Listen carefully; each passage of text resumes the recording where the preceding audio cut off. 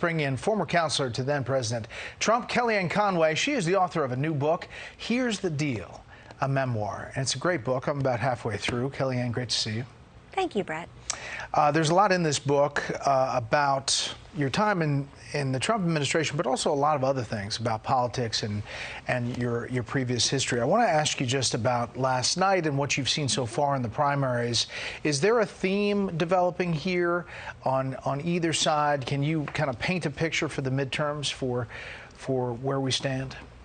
There is, Brett, and I think it's a little past this prologue in terms of the 2022 midterms. This is pretty typical for the party in power in the first midterm. We know that President Clinton suffered 52-seat loss in 1994. President Obama famously referred to his 63-seat loss in the House in 2010 as a, quote, shellacking. So one would think that President Biden would endorse something similar. And we see early twinings of that, don't we? I think the two major themes coming out of the primary so far are, number one, record enthusiastic turnout in these Republican primaries.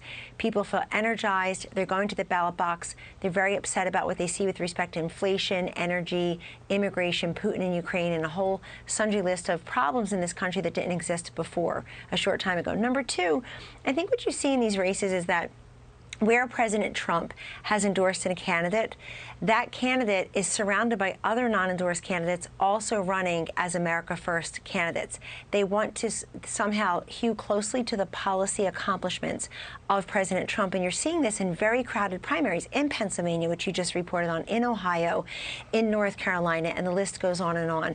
I think on the other side, Brett, the Democratic Party it's a fascinating case study so far in these primaries. They don't have the record turnout that the Republicans have in some of these states. However, there's a little bit of a schism going on. You have some more traditional moderate Democrats running, some with President Biden's endorsement, and they're going up against these Bernie Sanders or Elizabeth Warren or AOC or all of the above endorsed candidates. And in some cases, the more radical candidates are winning. So I think you're seeing both parties paying very close attention to these primaries. And we're going to see, I believe, a monster year for the Republicans in the fall. Typically that happens, but I also think that the issue set right now does not favor President Biden. He doesn't seem to have any kind of course correction that you would see from a president whose numbers are underwater. We were just talking to Governor Kemp down in Georgia, and obviously those results seemed to be that Georgia was ready to move on from 2020. In this book, you say you were one of the only advisors to tell President Trump at the time that he had essentially lost and to accept it. You write in Politics 101, you don't tell the American people what's important to them. They tell you. On some days, it seemed the campaign viewed the COVID pandemic the same way they viewed Hillary or Comey or big tech, just another political enemy standing between Trump and re-election.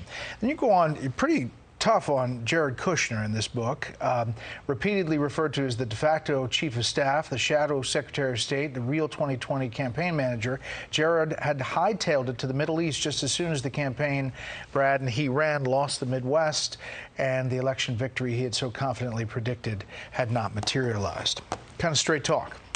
It's straight talk. I don't know any other way, and it's all fact-checked and true. I'm heartbroken that President Trump didn't win a second term. There's a lot of unfinished business and so many unraveling of great policies that he put forth.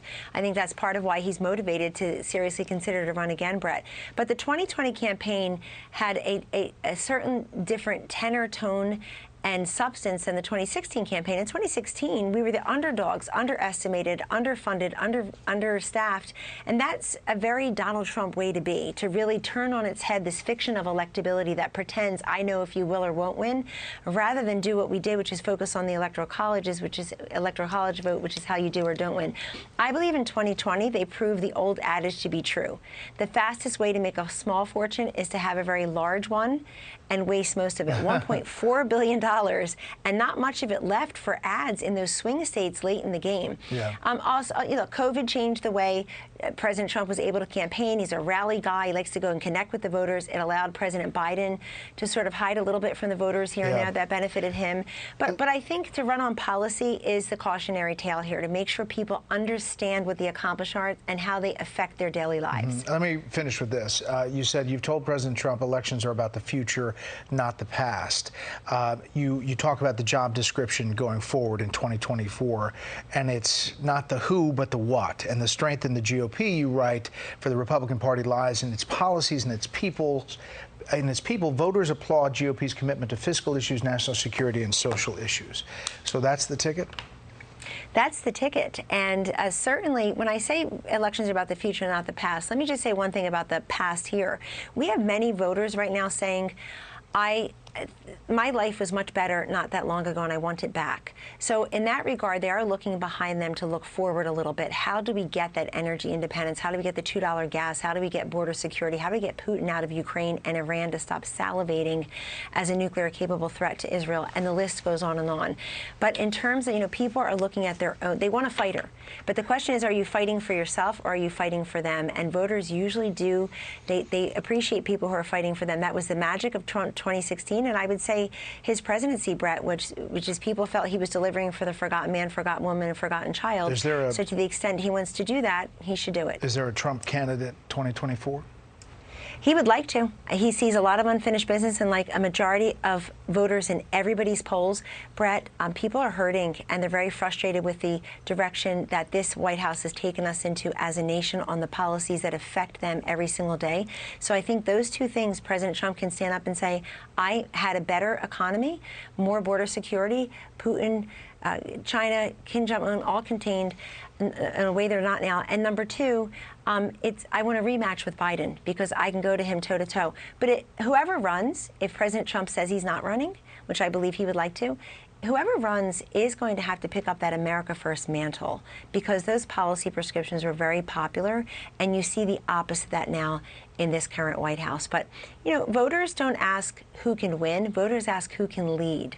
The pundits and the media, we sometimes ask who can win, who can win. Well, that was my next question. Voters ask who can lead. Who can win? Could he win?